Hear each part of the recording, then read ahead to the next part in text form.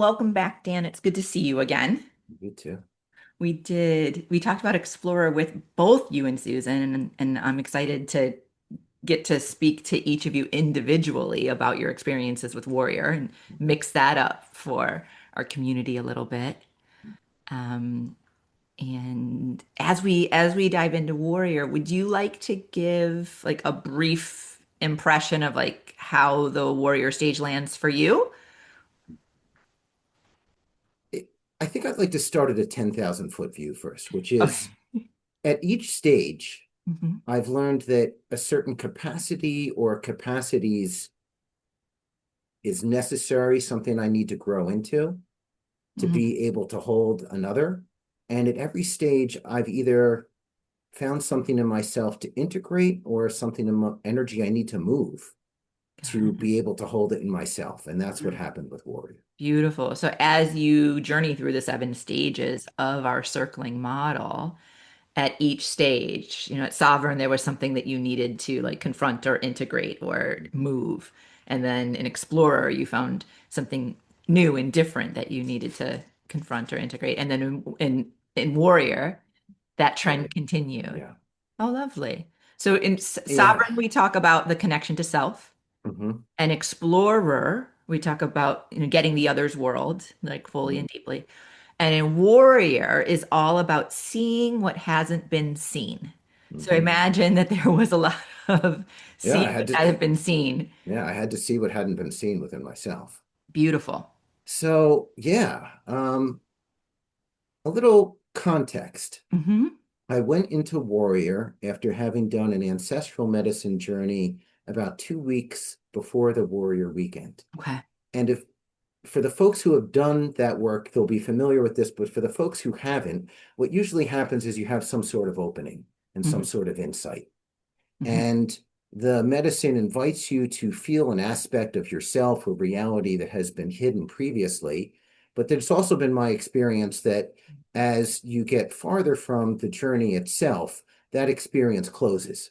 Oh, And you enter something that's called a contraction, in which you kind of have to shake out something or let go of something to open up more deeply to the thing you experienced. got it. And then you have to find practices or some way of bringing it into your reality in an embodied way. Yeah, Does let that me make see if sense? yeah, I think so. Let me Yeah. see if I'm getting it. So like the medicine journey, allows you to open up to something or open your awareness, open your experience up to something. But as you move further away from that Mhm, experience and more into kind of the real world, the householder things, mhm, you begin to contract again. And then if you mhm. want to continue in that opening or like breathing, expand, contract, you have to like intentionally engage things Yeah.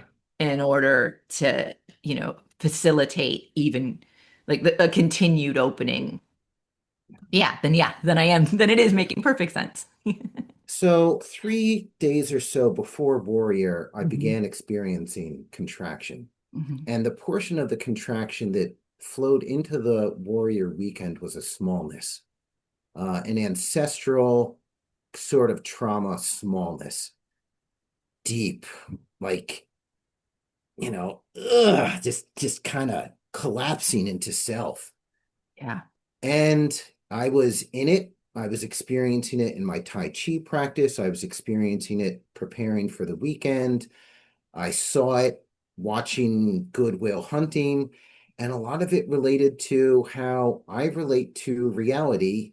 And I don't really express that or speak from that truth in circling because I really don't do it anywhere, but with Susan, with Mm. any regularity. hmm It hmm may be 10, 12 friends that know this part of me, but most do not. Whew. I just want to like take a breath into that. Like just some that really struck me as um, precious and vulnerable for you to say there's only about 10 or 12 people that know this part of me, and yet I'm willing to share this with our community. And I wanted to pause a minute and just honor that and thank you for being willing to reveal this part of you for our community. Thank you. Yeah. So I had an embodied experience of that smallness during the first day of Warrior, and I pretty much lived in it. And at the end of the day, I circled one of the cohort mates, and it was clear that everything was happening as it was supposed to because I was really getting to see what it was like not living this other part of me that I always hide in Mm. community. And I got to see really deep core wounds and the strategic self I used to hide them. Wow.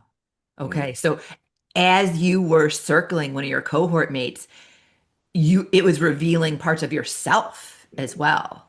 yeah. Beautiful. I Yeah. love that you are so willing to embrace this reciprocal process and practice of circling, of like, it's not just about discovering the other person. Like, there's a personal journey of discovery in it as well.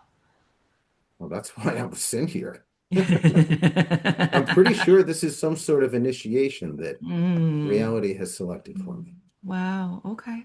Yeah, So you were kind of like yeah. you were it's interesting because you're saying like I was constricted in this smallness, but there seems to be a lot of insight and awareness available even in this smallness. Oh, it wasn't in the smallness. Okay.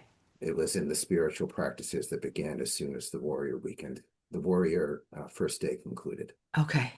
So Susan and I engaged in our spiritual practices, and uh, so I'm some sort of shaman or mystic. I have not said that in many communities, and I said it for the first time at the Monday pod following Warrior, and I'm now saying it to the whole community. Like, I Mm, don't experience reality the way I understand most people do. mm, I was born into a family where the head and the heart and the body weren't avenues that were really inviting. And I found spirit instead. I didn't know what it was. And I only came to understand it in the last 5 years after I awakened how I interact with reality. mm, So, yeah, I started an ego death process. It was probably, I was already in at the point that I hit Warrior Day One, mhm. and it really threw me into it. Can you give a like quick and dirty definition or example of ego death for the community members who may not be familiar with that phrase? I'm not sure one can until you've experienced it. Mm, But you go into it one person and you come out of it another, got and it. you So suffer to do that. like dying to either a part of yourself or a version of Yes. yourself. And Yeah. it's a transformational process. It's more Yeah. like a metamorphosis Yeah. than a You like it's dead and gone. you go into it embodying one form of personhood and you come out of it embodying a different form. Now, it Beautiful. might just be a small shift, but it Uh-huh. is a meaningful shift. Got it. And so between the ancestral medicine journey and the warrior preparation and practices, the weekend, and then the practices you continued to engage after the weekend, you believe you went through, I know I went through. you know you went through it. You experienced an ego I death. did. Yeah. Do you want to Yeah. tell us a little bit about it? Yeah, I'm able to talk about this aspect of my life now in a community that it didn't feel safe to do so in the first day of Warrior. Got it. So that this journey has like allowed you to embrace something that you previously felt you had to hide, or you just previously didn't feel safe enough to reveal. Yes, both things. Yeah. Both. Yeah. Yes, to There's both. a lot of trauma Uh, about experiencing life in this way for me that extends beyond this life. so trauma around your Yes. shamanic roots and embracing or living Yes. that reality Yeah. and living that moniker, as I mean, as we know from Salem witch trials and many other like so many different anthropological examples across Mhm. different cultures and different Mhm. eras of like people were tortured, Yeah. killed, exiled Yeah. uh, for demonstrating connection to spirit. Yeah. So that happened in this life with how I was treated in childhood and adulthood when I would touch upon these gifts. I don't know what it is. I think people can feel it, and because of mainstream culture, it's just like, And I've Mm, also had experiences both in medicine and working with a lady who is an already initiated shaman. And I saw myself as a female in a prior life being chased by a mob. So in some place mm. in ancient Western culture with thatched roofs and uh, ancient Oh, clothing. Yeah, wow. yeah. Yeah. Hmm. And was there anything specific about either, I mean, you mentioned well, like, watching the preparatory videos and you mentioned experiences that you had on the first day of Warrior. Was there anything that you can recall like that had a specific impact on you or any exercise, any, insight, anything that you think had a significant contribution on this transformation or this journey? This awakening part of you? The first thing that came to mind, Korenna, was the word warrior itself, Hmm. because a shaman initiate is called a warrior. Oh, And every interesting. time, every time John or Guy was saying the word warrior, I was like, "This is shamanism. This is shamanism." But I Mm, was just talking to myself. interesting. And I imagine, how we define warrior as war is that you're warring for something or someone, not against, may have That's helped yeah. with that alignment. Yeah. Yeah. No, that does feel right, although I didn't make the connection. Oh, Yeah, it's funny. I was like, oh, wait, what there? Wait, what? yeah, There was a pause or something. You were checking in. Is that what was yeah. I happening didn't there? make that connection during. Yeah. Yeah, Yeah. Got it. Okay. So the word warrior itself helped yeah, crack this open. yeah. Is there anything else you recall contributing to that?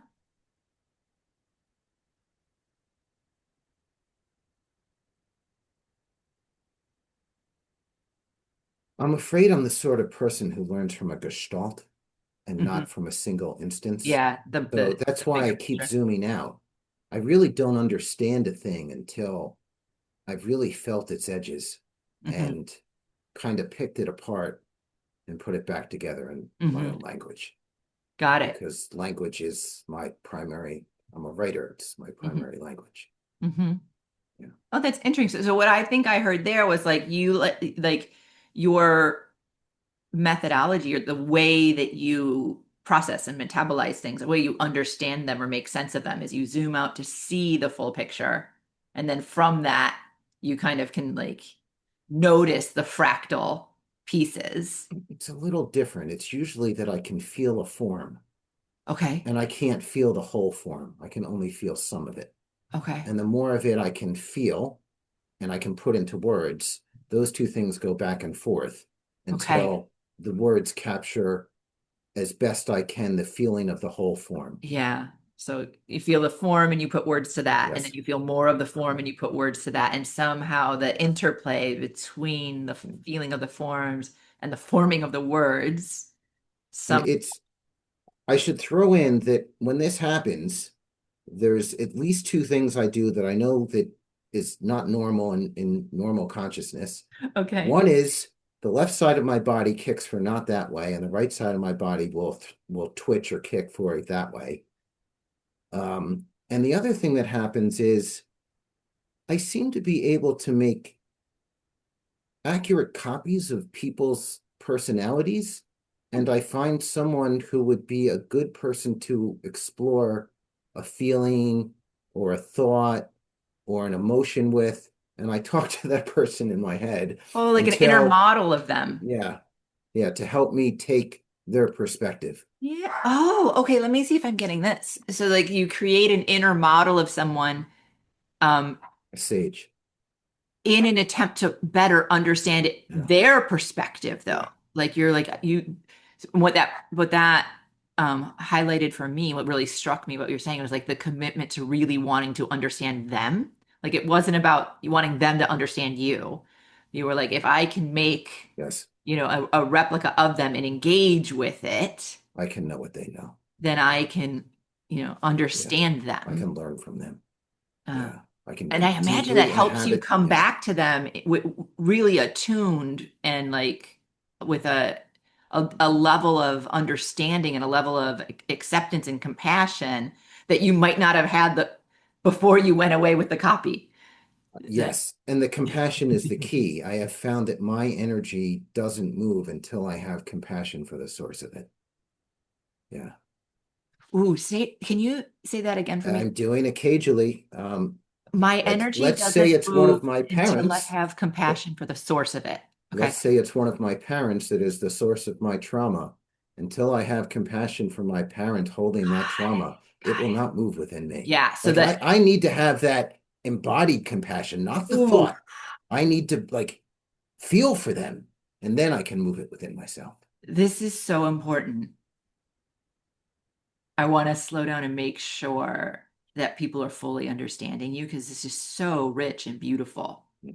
This idea that maybe specifically with, but even with, maybe especially with people that you have had difficult interactions with, Yes. or maybe you have judgments against, or you have Yes. anger towards, you are able to kind of like, hold a version of them in you and commune with that until you understand Yeah. like how and why they might have done, Yeah. these painful things, these Yes. hurtful things. Yes. And in engaging with that, Hmm. you're able to reach a space of compassion Hmm. for this Yeah. tormentor or this, Hmm. person who's injured you. And what I really appreciate about what you said there, Dan, was it can't just be an intellectual, like, oh yeah, now I get it. Yeah. You've actually got to have like a full embodied like sense of compassion, not just Yes. an intellectual sense of compassion. And then that allows Yeah. the trauma, the injury, the stuckness, whatever sort of thing that is a block between you and wholeness, you and oneness to move. Ah, that's I felt some of this from my father, and it wasn't really until I wept for him that it moved. you Yeah. wept for him. Yeah. Mm, mm.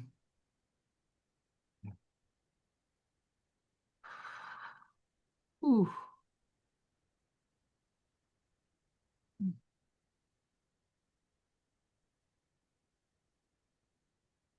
And it seems like the movement really did you good.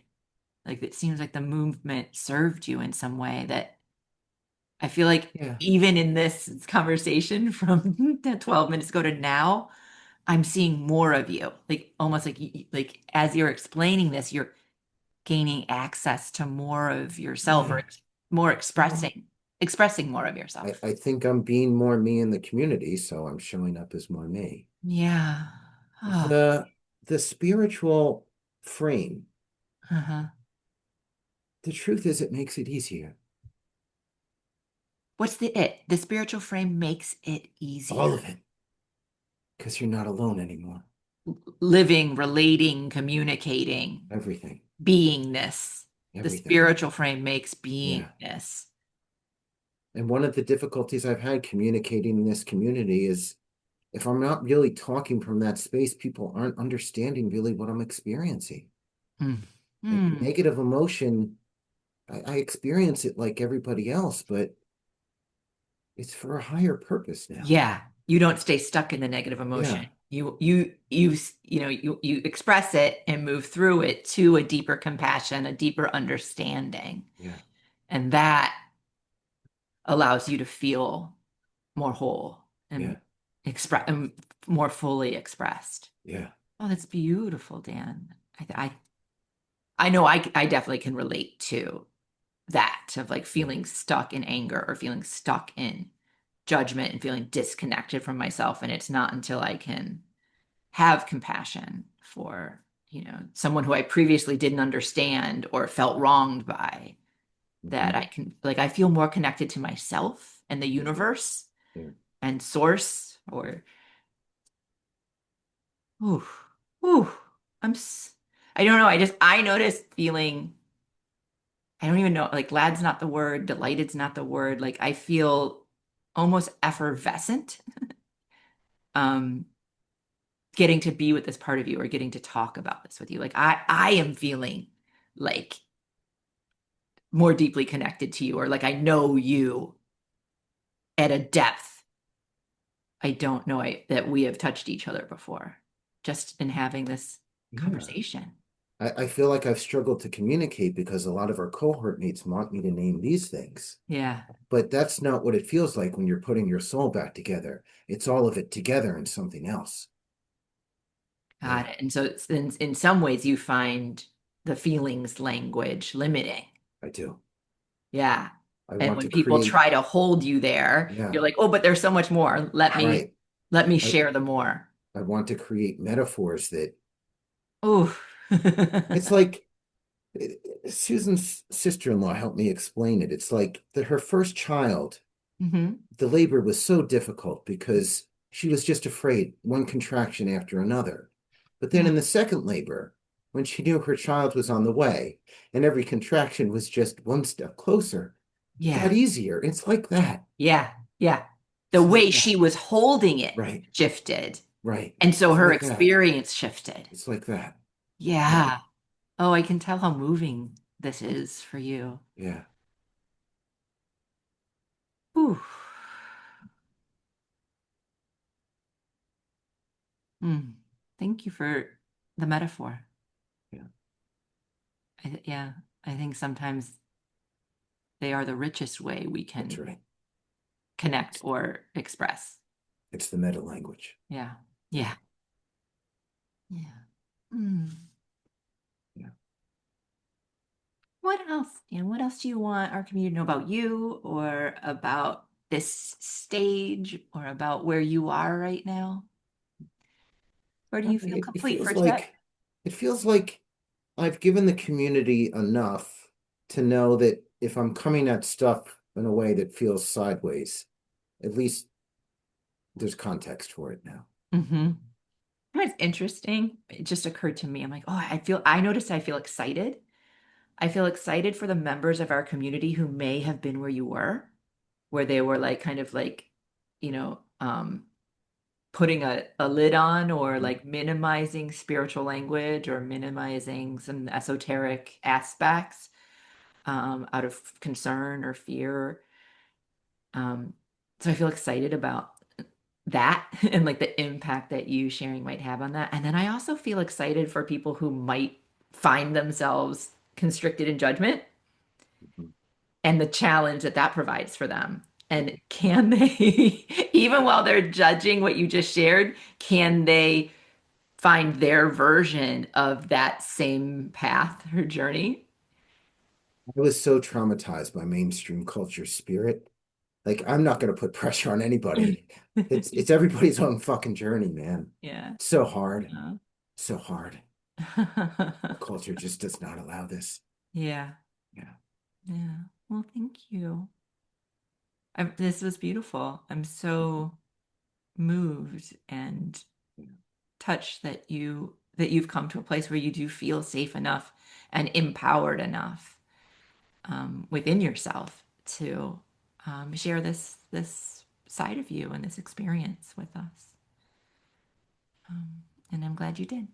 It's, And now I'm looking forward to see how this will continue to show up through Deep Sea Diver and Midwife. And now that yeah. you have access to this space, how might that inform and enhance um, your experiences with the material and with your cohort mates? Yeah. I'll be looking forward to Yeah.